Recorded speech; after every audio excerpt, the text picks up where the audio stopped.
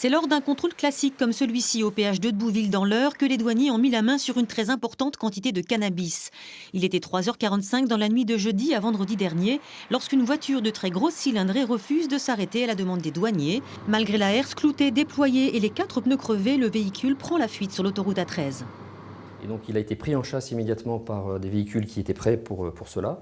Et donc ce véhicule qui avait du mal à pouvoir continuer sa route très longtemps a été rabattu sur le côté par les véhicules qu'il avait pris en chasse. Et là, vous vous êtes rendu compte que le conducteur n'était plus là? Exactement, le conducteur avait sauté en route et il avait réussi à traverser, au péril de sa vie mais également des autres personnes, il avait traversé l'autoroute pour s'échapper.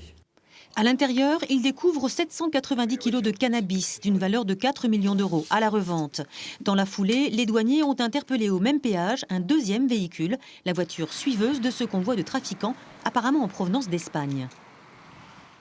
Depuis, je dirais, 3-4 ans, on s'aperçoit que ce soit au niveau de la poudre en provenance de Hollande ou de la résine de cannabis en provenance du Maroc via l'Espagne, Rouen se situe sur la carte du Grand Ouest comme un point névralgique de tous les usagers qui veulent s'approvisionner.